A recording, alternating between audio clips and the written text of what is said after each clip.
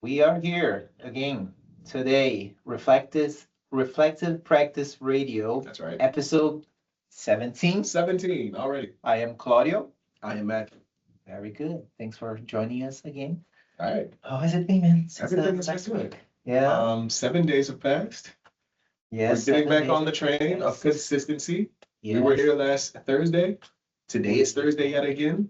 Yes. We're going to keep it short today because we have a meeting following this. That's correct. So hopefully we don't get off on a tangent that we don't want to let go of. How have you been? Oh, very, very active. Yes. I have been doing well, very active. This week has been busy. I had a workshop I was teaching yesterday. I Yes. have a talk that I'm giving tomorrow. Excited for that. Yesterday was a workshop here for improvers. Our improvers in Mexico needed a workshop on a technical storytelling workshop. Yes. That was very fun. I love that at Improving we do this kind of things, right? We have people coming together to, form a group and work on improving our skills on whatever those skills are. And then tomorrow I'm giving a talk to the Global AI Houston chapter. Yes. It's all the way over in Spring, Texas. So I'll be driving over there Nice. to give one of my talks about how I'm leveraging AI as part of my work. What about you? That's exciting. Yeah. I've been working on a bunch of open source tooling. Nice. So Yeah. one I've already made public Right. as a part of my building public efforts. It's called Mardi Gras, Right. and it is basically a way to track what you're working on, Beautiful. or what your agents are working on, rather. Right. Yes. So how that's yeah, thanks for bringing that up. I know you put out a blog post that I read through it. It's like there's a lot of stuff there. It's like, holy moly, man. I'm like, if I'm like just like aligning myself with what you had out there, it's like, oh, I'm running so far behind Oh no. with all of this stuff. Like, what is that? The fun thing is that like we are approaching a very similar thing from Yes. very different standpoints. Absolutely. Right. And I like that you're doing that because I'm approaching that from a slightly different angle where it's like, yes, I need to know what the agents are working on, but I'm also taking the step back to understand like myself. So it's something I posted, maybe it was last week, about how a lot of people are talking, about being the human in the loop, the human in the loop. Yes. I'm like, no, no, no, no. I want to have AI in the loop. My loop, it's my loop. Yes. Like it's not that, oh, the AI agents are doing something and it's like, oh, little human, come over here, help us. It's like, no, no, no. It's actually the opposite. It's the opposite. You kick off the entire chain of events. Exactly. So anything consequently that happens as a result of that is something that is coming into your process. Yes. Agent in your loop, not you being a human in its loop. Exactly. Yeah. So I'm excited that you're heavily working on that agent side of things, and Yeah. I really I look forward to seeing like what kind of insights are Mhm. getting from that, and like how do we bridge the gap to think from the human's loop perspective? Because that's where I've been. Yeah. Like what am I working on? And I'm branching off, like I have some visualizations for that. And then once I give agents something to do, it's like, okay, this is what I gave them. Yes. When they come back, I update my little thing to say, hey, human, this is your loop. This is what you were trying to do or accomplish today. Right. And it starts to get really messy the more things you start to work on at once. Yes. And we had a small conversation about this, not this specifically, but the idea of working on multiple things simultaneously. And one of the examples you used that really put it in perspective was trying to play multiple songs at one time. Yes. While you're playing one song, as a drummer, for example, you could be working the kick drum, you could be working the snare, the cymbals. You may even be singing at the same time. And while these are lots of processes happening simultaneously, they are within the same context, that one song. Once you start to try to do more than one song at once, things get crazy. Well, and that's the thing. It's not like I do not know of anybody who has been able to do that, like the same person playing two songs at the same time. Yeah. Because one might say, well, on the drums you can do like polyrhythm and everything, but it's still within, the same context. That's right. Yes. Right. Imagine like one song and singing another. Right. Even if you're able to pull it off, it's not going to be a good experience for the listener. Yeah. And I wonder what that would do to the listener. It would be like, what's happening exactly? It would be disorienting, is what it would be. Right. And for the person executing, what does that do to the person's brain? They would be working at overtime. Right. Yeah. I imagine like how exhausting that would be, because that's how I've been feeling, like working, like telling the agents to work on two different work streams. Yeah. Where I guess that's the thing, is like taking a step back, because each work stream has its own context. That's right. So they're not having the same level of confusion that we are, because they're only working on their own things. It is us trying to manage both of these things simultaneously. That's where the problem lies. It's not at the agent level necessarily, but your own confusion can mess with their processes, especially when, and you mentioned this, you talked about how agents do this hallucination, for example, but humans can easily do the same thing, especially in this context. So you've got two separate tasks working, and they're very distinct and separate. Each has its own context. So at some points, maybe you have to interact and give it some prompt. It is very easy for you as a person only managing two things. If you scale this up, it only gets worse. Where this idea that you have about one context, you've put it into the wrong one accidentally. Yeah. So now you've hallucinated. I've done it. Yep. Not just you. I've done it. My little AI probably thought, my little human is hallucinating here. And you only catch it after its response, because it tries to make sense of what you're saying. It's like, this image you shared, maybe you took a screenshot and posted it into the wrong chat or something like that. This looks like it's about Fresh Bite, but we're not in that project, that kind of thing. And hopefully it catches it at that level, because that's a good thing. But maybe what you've introduced accidentally is something that it is able to kind of make sense of, but it's not the correct context. So it goes off and tries to do work based on this incorrect information that you've input. It's incorrect for that context, but for the other context, it was correct. And it tries to do work based on that. And then you get back later and only later realized, oh no, I pasted the wrong thing in. So it's great when you can catch it early, when it says, hey, this doesn't make sense. And it tries to, reason about it. Maybe this was an accident. But if it doesn't catch it and thinks you've given it the correct information, that's where things can really go off, especially if you're doing long running tasks where you give it a prompt and you step away. Exactly. So if you're giving it the wrong prompt, you're basically on the wrong flight and you don't know it until you get to the next airport. Yeah. Yeah. It's, and oh man, there's so much there to ponder, because like pushing with the music, playing instruments metaphor, because it does apply. It's like, that's how I've been seeing myself. Like if I'm picking up a guitar for the first time, I'm starting to learn, that's my context. Correct. Okay, this is the guitar, the strings, the frets, okay, the rhythm, the melody, the chords. That is the context. You're not at that point thinking, oh, how does that song go? It's like, no, you're just trying to figure out how to make some sound out of it. That's the context. And then when you expand, it's like, okay, now I can play it by myself. I got this. Now I can plug into the bigger context of playing a song by myself against a backing track, for instance. And then we expand that to incorporate other musicians, right?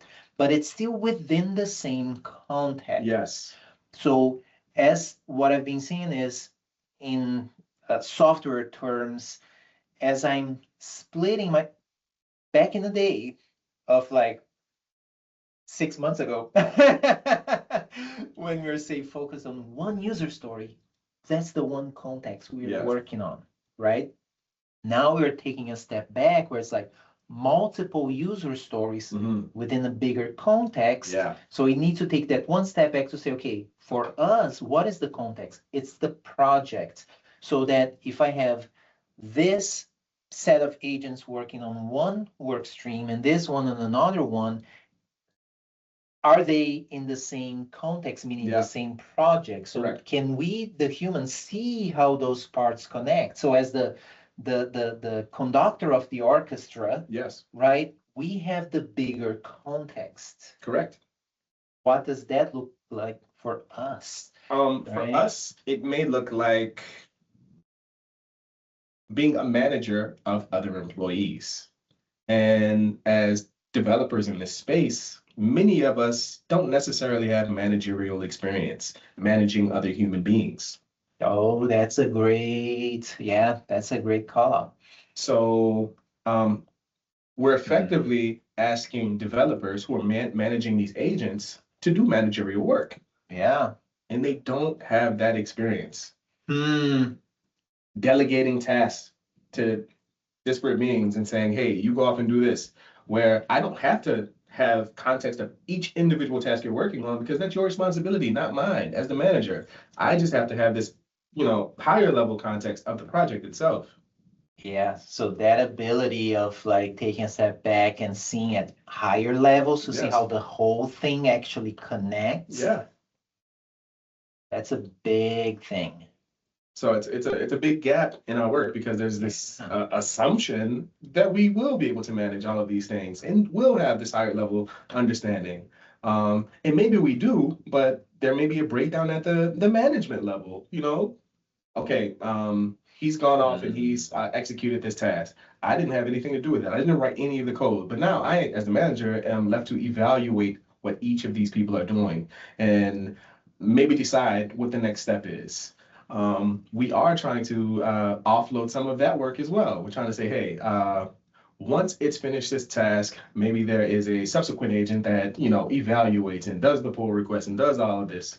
But I still think it would be in our best interest as developers, especially those of us who do not have this kind of managerial experience, to start to build an intuition about how to manage. Yeah. We have to. Well, it's oh man. So there is the managerial skills, which is execution, and then the envisioning skills. Yeah.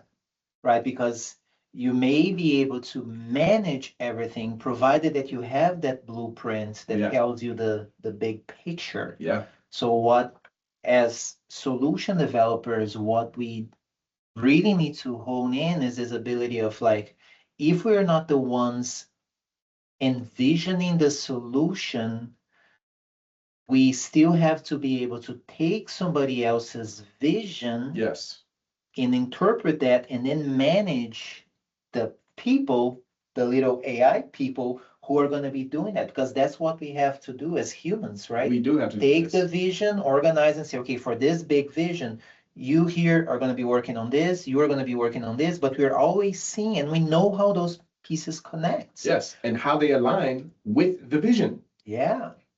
So if we're not doing that bit of the work, if we're not looking at the output and holding it up against the vision itself to say, how well does this align? Is there any drift?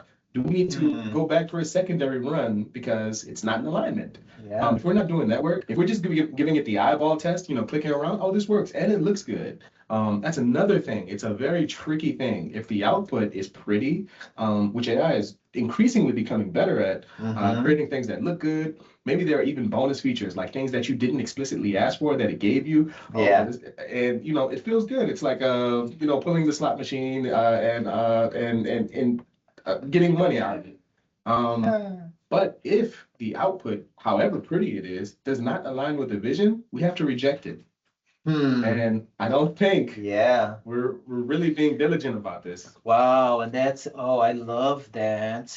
So it talks so much about like how we prompt AI, because something I have noticed as I do some of my work, because I've been honing in this skill of facilitating conversations, asking the questions that will unveil the needs, and then giving that to AI to cut the stories, right? The user stories, outline the UX design and the UI design and all of that. and then I say, okay, now go ahead and build after I've reviewed it. Yeah. Then comes something that looks great, right? Yes. Like yeah, I don't have the CSS skills to pull that off. Thank you, right? But then what I see, it's not necessarily that like it builds things as like, well, I never told you that. Yeah, It's more like it has caught on nuances that came from the transcript that the stakeholders have shared that I didn't process when I first heard it. Yes. But it did. Yeah. And I go like, oh. Yeah. But there has to be a way of being able to tie the two things together. Yeah. So for example, if it's catching on things that the stakeholder said, this implies that there was a meeting that took place that was recorded, a transcription came out of it, and it's reading this transcription. Maybe the transcription is diarized where we know each person that said at each thing, which is really valuable because we know what Claudio said and we knew what the stakeholder said.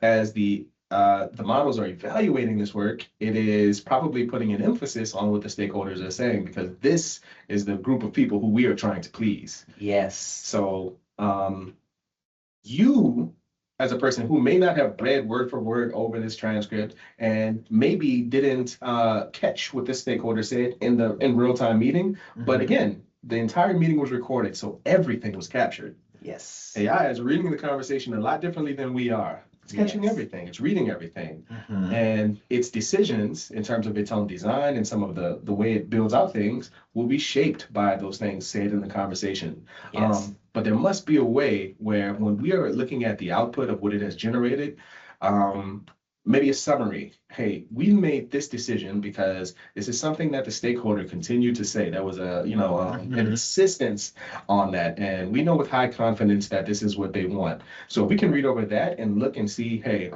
this is why the decisions were made. The surprises don't seem like surprises anymore. They are connected to a reality. Oh, yeah. So on that note, what I've been doing for that, as I prepare for sprint review, right, to share, demonstrate the value of what we created within the sprint to the stakeholders, I prompt, right, the models to say, okay, so remember that story that we worked on that implemented the following things that came from that transcript? Yeah. So help me demonstrate that to the stakeholder. Like, give me a step-by-step of what I should be showing them and what are the points where I should stop for feedback or ask because maybe they said something that they were not sure about. The AI will catch on that. So it builds me a script for things that's like, oh, good thing I asked. Yeah. Because I need to make space. I need to design the sprint review to make space for that question, to show it. Yes. Have the stakeholders go like, oh, wait. Yes. And then here's the question. Yes. And then capture that because as we capture it, then we feed it right back into the answer. Okay, now we have the answers. Adjust the stories, adjust the tests, adjust the implementation according to feedback. Man. Yeah. That is a dream, to be honest, because we've always been attempting to do the same thing prior to AI, where it's like we've honed in on something that the stakeholder wants. We may not have a visual, we are just able to describe it. Or maybe we have some wireframes or something like that. Right. Something that is not as sufficient as having like a full-blown proof of concept that we're able to build out in a few hours or maybe even 30 minutes. Having them see this, and maybe it was something that they're not entirely sure about, but they can see now, and it's like, oh, this is the direction we want to move in. This has increased their confidence. And because of the feedback that they've shared, as a result of seeing this, we feed it back in, as you say, and now we have a more solid idea, more concrete idea of how we proceed, and we continue this loop. Yeah. That's a dream, in my opinion. It's a less abstract vision from when we started, because when we started, there was no vision. There were words, there was a vision statement of somebody describing a vision that they might have in their minds, right? but it's still very abstract until we have something tangible that we can all see the same vision. It's like, that's what that vision This isn't just like. something that lives in my head, because there are some very visual thinkers who have very strong imaginations. So as things are being described, you know, the pictures are being painted in their minds, but this is not something those even visual people are necessarily able to cast back out into the audience. Yes. Right away. But with AI, this person who is very visual, who has this this idea in their minds, they're able to convey it to the AI, for example, get some output, and then share that vision that's in their mind, very close approximate, back with the stakeholders. Correct. Because that's the thing. Like, if the person is a visual thinker who's an object visualizer, right? They can describe down to the smaller detail. Right? That's one way to think about it. The other one is the visual thinker who's an abstract thinker. Who can see abstractions and patterns, but they don't have like the details, but they can explain at a high level what that abstract is, right? But they don't still know what it actually looks like. Right. But if we can capture that, build something, say something like that, they can go, okay, almost like that. Can we move this from here to here, from here to there? That's right. There we go. But even the two examples of the visual thinkers, even if you can describe it in great detail, the value of that still relies on the other person's imagination. 100%, yeah. So I can describe it perfectly, perfect detail. Yeah. But if your imagination falls down, where it's like, I hear where you're going, but if you can, again, like we're able to take that, put it into picture form, something that's interactable now. You can click around it, and we can get the real feedback. Yeah. Yeah. And I think it ties back with this idea of like the loop. Most projects I've worked on the last at least 20 years, they've been like Scrum projects. So that's our loop. The sprint is our human loop. Where do we fit the AI into our loop? Yes. Right? And then, we tell it to go do things. It's going to go into its own loop. Yes. Right? It's like, okay, the human goes in there to address things, but come right back out, man, because it's about our loop. That's right. What is the sprint, our daily loop? Where do we incorporate AI? How can AI help us, and in that bigger loop? So we've been seeing people build out all these like AI harnesses, and you're describing one of the gaps in that harness. If they have a clear set of instructions, they will go off and build all day long. But we're not talking about the human processes that will enable it to produce better quality content. For example, following a sprint that was recorded, we take the transcript from that and feed that into the larger context. And these individual agents can read the transcript, figure out what is important to them, because if these agents are working on different things, even if there's just one conversation, there will be things from that conversation that will apply to some agents, will not apply to others, and they will be able to extract this and go off and work confidently with this fresh context from this morning's meeting. So I think that is something that we're leaving out of the conversation. Like, we talk all day about, okay, it's usually from a starting point of once we know what the plan is, and the plan is something that is living, it is evolving. The plan this morning may not be the plan this afternoon, and we're not really accounting for that. Yeah. Yes. Yep. I mean, what does it mean when this morning we give the agent a long-running task based on the existing plan, the plan that was established as of 8 a.m. that morning, and then by afternoon, someone calls and says, hey, you know that page we're working on? Scrap it. We need to do something different. I'm not even necessarily scrap it. It needs to be fundamentally different at some point. How do we jump in to say, hey, this thing you're working on, agent, stop that and work on something completely different? Like, I don't think we're really thinking about what that looks like. We have a really static view of the work, where the work is set in stone in a way. This plan is set in stone, and once it kicks off, it is taken to completion. And only after that point will we be able to think of something different. Interesting. So yeah, I guess it is, as with many things, a matter of perspective. Like, am I seeing things through the perspective of the plan, this one thing that we have to follow?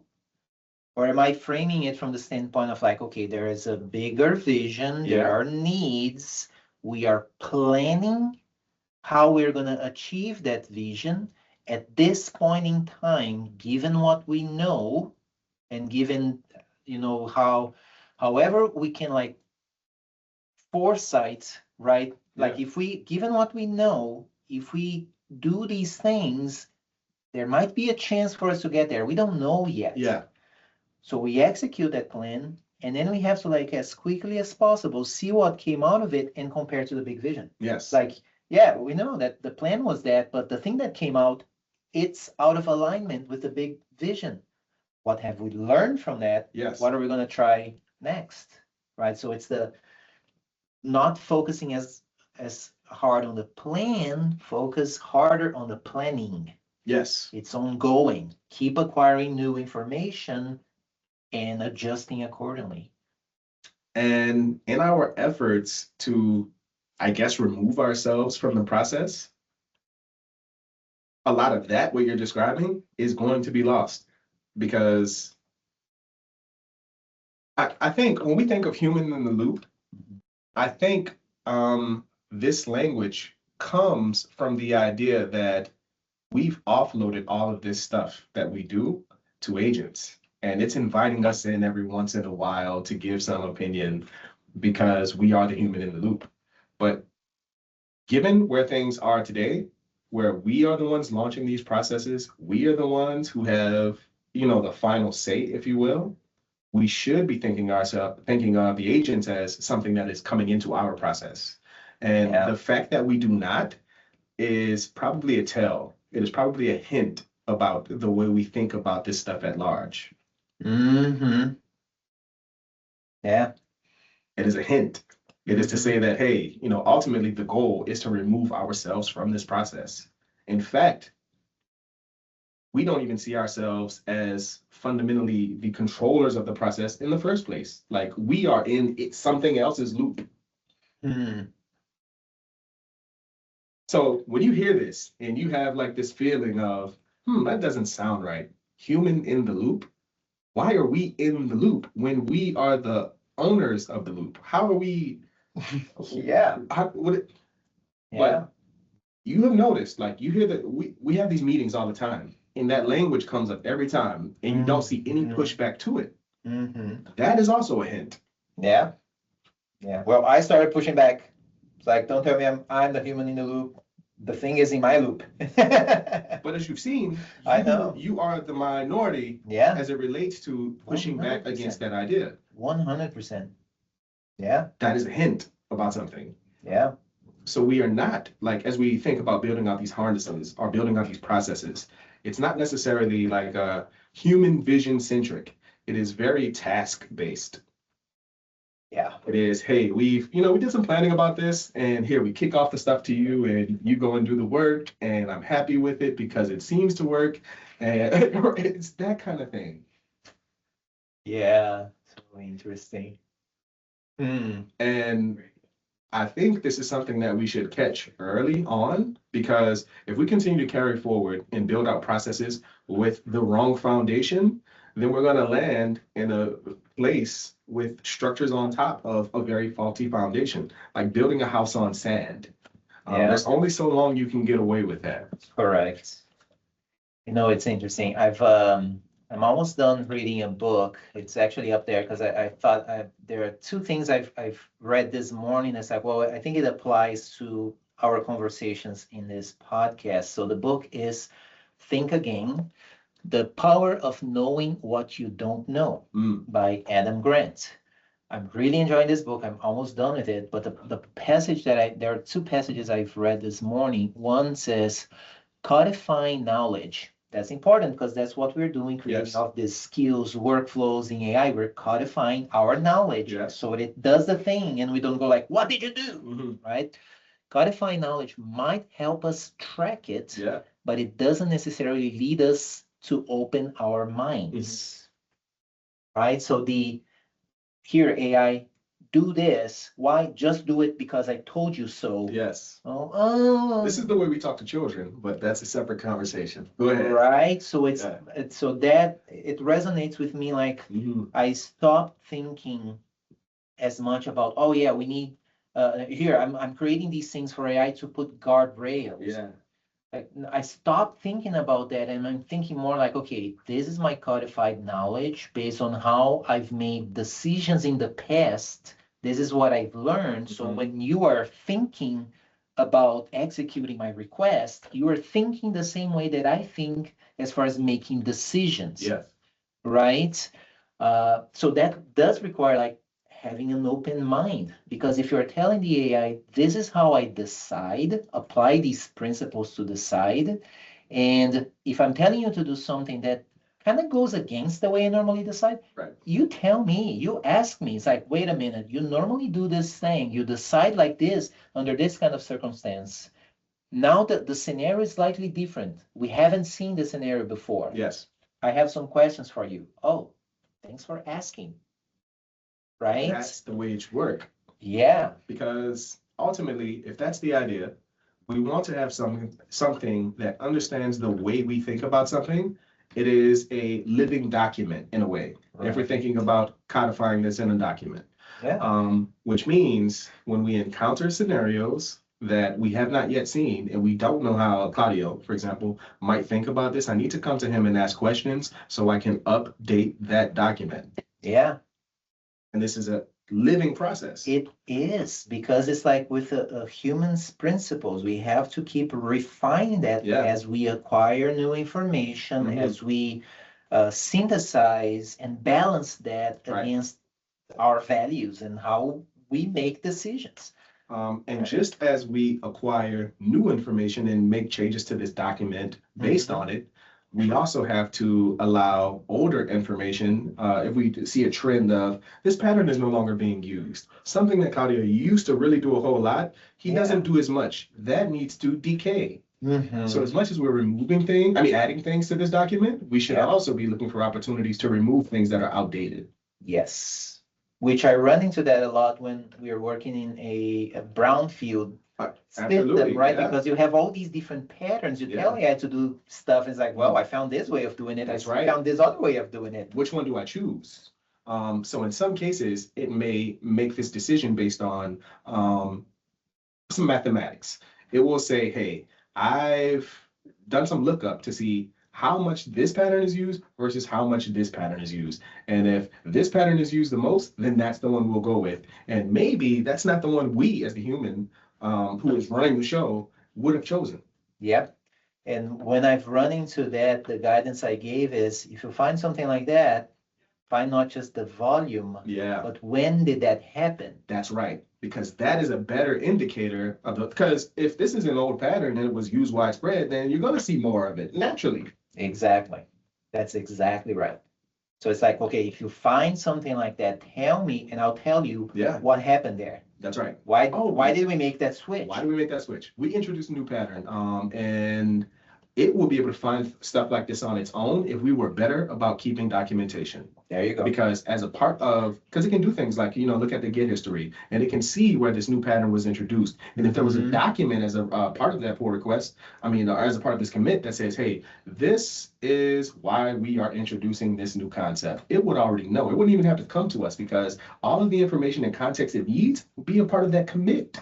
Yeah. And here's what I've been leveraging that or building on that, where when I prompt AI with these things and it finds a commit and everything, but it doesn't have everything it would need there, right? But if it brings up to my attention, I'm like, I have journal entries Yeah. in my personal files Yeah. where I documented that. Mhm. Hold on. Yes. I see. And I see is based on having this additional context. Yes. Yeah. I mean, Yeah. a lot of what we do is related to applying these very human principles to this AI world. Like the way that we think about things, we want to make an analog so this machine can do the same things or something very similar. Yeah. But I don't think we're diligent in, extending all of the analogies. Yeah. Like we talk about context, but are we really giving it enough context? Are we taking the transcripts from these morning sprints and adding it to the context? Are we giving it good context? Are we The giving it context good that context? applies Yes. within this box. Yeah, You may have a context this big. That's It right. doesn't matter if you're just focused on this box. That's Actually, giving more context is worse, right? It It degrades can the be. experience. that's right. But there are ways, like for example, in a convention that I've been doing in my projects is having a document that is called oh man, I'm losing my place. What is this called? It is basically a vision of what we're working on. Okay. And it acts as guidance. For Okay. example, I am building out a journal app, as you know, Mhm. and I have very strong opinions about gamification in applications, Okay. and I am against it. I feel like it's an anti-pattern. So Interesting. as a part of this documentation, it knows my opinions about this. Yeah. And if I say, hey, should we build in a feature that tracks how many active days you've been journaling? It will say no, and it will point to this document and say, here's why. So even though we're giving it this, new context or additional context or a lot of context, it knows where the circles are drawn. So it knows where the wheat is and where the chaff is. It knows where the meat is and where the bones are. And we Yeah. discard the bones and keep the meat. So I like it. I will pin that conversation on gamification. I would love to talk that maybe next week because Okay. I've been thinking about it. Like I don't have a strong opinion. I think it can be motivating. it can be helpful. It can be a good solution depending on the circumstance. What are the behaviors that you're trying to nudge people towards? Yes. Right. In many cases, I know you want to put a pin in this, I'll just leave it here. In many cases, the behavior that we're trying to nudge people towards is continuing to use our app. Right. Yeah. So if it's used like where I do have a strong opinion about it, is like using it for the like just bad intent. Yeah. Which is like to keep my attention, like That's doom scrolling. right. It's like no. And so when I say anti-pattern, that is what I'm talking about. Yes. So I mean, 100%. Gamification, like at its core, is not inherently a bad thing. Mhm. In the ways that it's typically applied, in my opinion, are bad. I got it. Yep. Yeah. 100%. 100%. The other passage I wanted to bring up, if you don't mind, because I think it was interesting. It made me think about it. Here, the difference between reflection and rumination is whether you are still learning. If you're pondering a familiar problem without gaining fresh insights, it's time to seek new information or reach out to your challenge network. Yeah. Challenge network. Since this is the reflective practice radio, when I saw that, it's like, oh, that's a great, it's like, are you reflecting or are you ruminating? Yeah. But that was brilliant. Like, that is just brilliant. Both are motions where you're moving in a direction, but one is like being on a Ferris wheel and the other is like taking a road trip.